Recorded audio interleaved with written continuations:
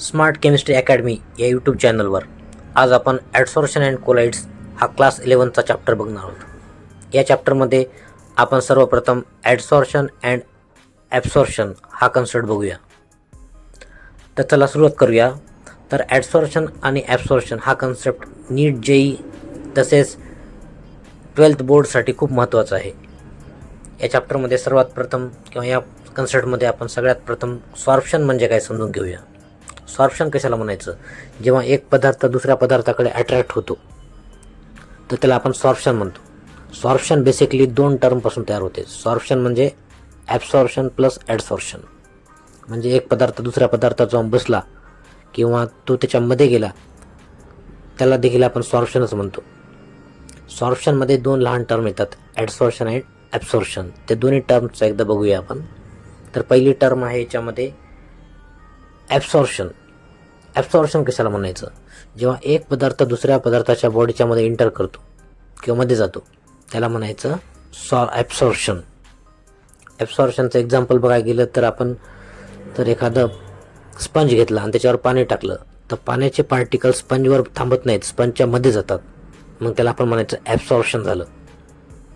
किंवा एखादी इंक घेतली आणि एखाद्या कपड्यावर टाकली तर इंकचे जे पार्टिकल्स आहेत ते कपड्याच्या मध्ये जातात. म्हणजे काय झालं, इथं ॲब्सॉर्प्शन झालं. तसं दुसऱ्या सेम टर्म आहे ती म्हणजे ॲडसॉर्प्शन. ॲडसॉर्प्शन कशाला म्हणायचं? जर एखादा पदार्थ दुसऱ्या पदार्थाच्या सरफेसवर जाऊन बसला तर त्याला म्हणायचं ॲडसॉर्प्शन. लक्षात घ्या, हा पदार्थ मध्ये जात नाही, फक्त सरफेसवर जाऊन बसतो. फिगरमध्ये बघू शकता आपण. जसं एक्झाम्पल केलं तर गॅसचे पार्टिकल्स चारकोलच्या सरफेसवर जाऊन बसले किंवा डस्टचे पार्टिकल घेतले आपण आणि टेबलवर जाऊन बसलेत, टेबलवर धूळ पडली असेल, मग त्याला काय म्हणायचं आपण? ॲडसॉर्प्शन झालं. ॲडसॉर्प्शन हा सरफेस फिनॉमिना आहे, कारण जी प्रोसेस कुठं होते? फक्त सरफेसवर होते. पार्टिकलमध्ये जात नाहीत, फक्त सरफेसवर राहतात. पण त्याच्या अगोदरचं जे टर्म बघितले आपण ॲब्सॉर्प्शन, त्याच्यामध्ये पार्टिकल्स बॉडीच्या मध्ये जातात दुसऱ्या पदार्थाच्या.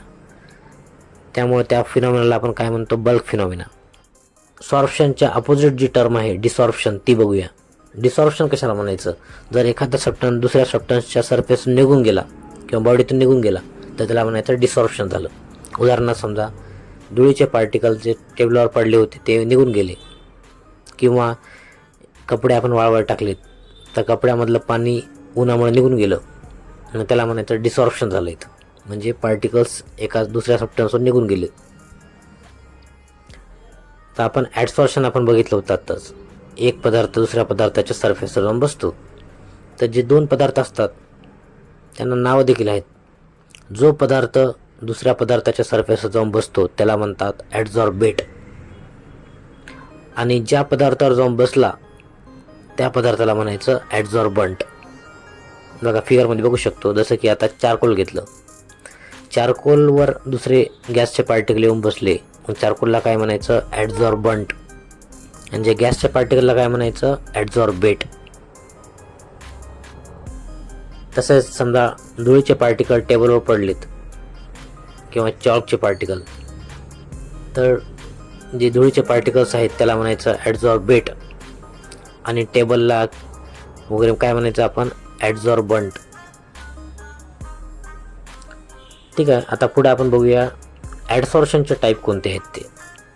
ॲडसॉर्प्शन म्हणजे सांगितलं आपण की एक पदार्थ दुसऱ्या पदार्थाच्या सरफेसवर जाऊन बसतो त्याला आपण ॲडसॉर्प्शन म्हणतो. ॲडसॉर्प्शन तर त्याचे दोन टाईप पडतात. पहिला आहे फिजिकल ॲडसॉर्प्शन आणि दुसरा आहे केमिकल ॲडसॉर्प्शन. सगळ्यात पहिले आपण बघूया फिजिकल ॲडसॉर्प्शन. म्हणजे फिजिकल ॲडसॉर्प्शनमध्ये काय होते तर ॲडझॉर्बेट आणि ॲडझॉर्बंट आहेत त्यांच्यामध्ये एक फिजिकल बॉन्ड तयार होतो. म्हणजे एक वीक बॉन्ड तयार होतो, खूप वीक अट्रॅक्शन तयार होते. त्याला आपण म्हणतो वंडरवॉल अट्रॅक्शन.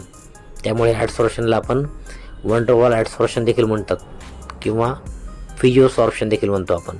कारण ॲडझॉर्बेट आणि ॲडझॉर्बंटमध्ये खूप वीक बॉन्ड तयार होतो. एवढा वीक बॉन्ड असतो की ते सहज पार्टिकल्स वेगळे होऊ शकतात. याच्यामध्ये कोणताही केमिकल बॉन्ड तयार होत नाही, फक्त एक फिजिकल बॉन्ड किंवा एक वीक अट्रॅक्शन याच्यामध्ये तयार होते. आणि हे ॲडसॉर्प्शन कसं असते? मल्टीलेअर ॲडसॉर्प्शन असते. म्हणजे एकावर एक अनेक लेअर तयार होऊ शकतात. जसं की टेबलवर धुळीचे पार्टिकल पडले, एक लेअर तयार झाला, त्याच्यावर दुसरे धुळीचे पार्टिकल येऊ शकतात, दुसरा लेअर तयार होऊ शकतो, त्याच्यावर तिसरा, असे लेअर्स किती तयार होतात. त्यामुळे त्याला म्हणतात मल्टी लेअर ॲडसॉर्प्शन. आणि हे ॲडसॉर्प्शन कुठं होते? खूप लो टेम्परेचर असेल तेव्हा. At low temperature this adsorption occur. जास्त टेम्परेचर असेल तर ॲडसॉर्प्शन होत नाही. ॲडझॉर्बेट आणि ॲडझॉर्बंटमध्ये जे वीक अट्रॅक्शन आहे ते राहतच नाही जर टेम्परेचर वाढवलं तर. त्यामुळे खूप लो टेम्परेचर असेल तरच ॲडसॉर्प्शन होते. आणि अजून याच्यामध्ये ॲक्टिवेशन एनर्जी जी आहे ती ऑलमोस्ट नन असते. म्हणजे जास्त ॲक्टिवेशन एनर्जी आपल्याला लागतच नाहीत. ॲक्टिवेशन एनर्जी म्हणजे काय? जे दोन ॲडझॉर्बेट आणि ॲडझॉर्बंट दोन आपले पदार्थ आहेत त्याच्यामध्ये जेव्हा बॉन्ड तयार होतो तेव्हा काही एनर्जी बाहेर पडते, त्याला ॲक्टिवेशन एनर्जी म्हणतो आपण. ती खूप कमी असते किंवा नसतेच, कारण हा बॉन्ड खूप वीक आहे. ठीक आहे. म्हणजे थोडक्यात काय, फिजिकल ॲडसॉर्प्शन म्हणजे काय असते तर ॲडझॉर्बेट आणि ॲडझॉर्बंटमध्ये एखादा फिजिकल अट्रॅक्शन किंवा वीक अट्रॅक्शन तयार झालं त्याला म्हणतात फिजिकल ॲडसॉर्प्शन. तर अशी दुसरी टर्म आहे ती म्हणजे केमिकल ॲडसॉर्प्शन किंवा त्याला शॉर्ट फॉर्ममध्ये म्हणतात केमिओसॉर्प्शन. याच्यामध्ये काय होते, ॲडझॉर्बेट आणि ॲडझॉर्बंटमध्ये केमिकल बॉन्ड तयार होतो. बघा लक्षात घ्या, हा बॉन्ड थोडा स्ट्रॉंग असतो. आधीचा जे आपण बघितला टाईप त्याच्यामध्ये कोणता बॉन्ड तयार होण्याला वंडरवॉल बॉन्ड किंवा वंडरवॉल फोर्सेस होते जे की खूप वीक होते. पण याच्यामध्ये केमिकल बॉन्ड तयार होतो जे की थोडा स्ट्रॉंग असतो. त्याचप्रमाणे हे ॲडसॉर्प्शन कसं असते, सिंगल लेअर ॲडसॉर्प्शन. हे ॲडसॉर्प्शन जे आहे ते फक्त हाय टेम्परेचरलाच होते. This adsorption favour at only high temperature. Low temperature असेल तर ॲडसॉर्प्शन होत नाही. तसेच हे ॲडसॉर्प्शन मध्ये ॲक्टिवेशन एनर्जी खूप जास्त असते. ॲक्टिवेशन एनर्जी म्हणजे काय, minimum energy required to start the chemical reaction. Chemical reaction सुरू करायची असेल जी एनर्जी लागते त्याला आपण ॲक्टिवेशन एनर्जी म्हणतो, तर ती ह्याच्यामध्ये जास्त असते. आपण ॲडसॉर्प्शन आणि ॲब्सॉर्प्शन हे कन्सेप्ट समजून घेतले. तर पुढच्या लेक्चरमध्ये आपण ॲब्सॉर्प्शन आणि ॲडसॉर्प्शनचे कॅरेक्टरिस्टिक कोणकोणते आहेत त्याच्याविषयी बघूया. तर हा व्हिडिओ तुम्हाला आवडला असेल तर व्हिडिओला लाईक करा. काही डाऊट असेल तर कॉमेंटमध्ये विचारा. आणि अशाच प्रकारे जर केमिस्ट्रीचे व्हिडिओ तुम्हाला पाहिजे असतील तर चॅनलला सबस्क्राईब देखील करा. धन्यवाद.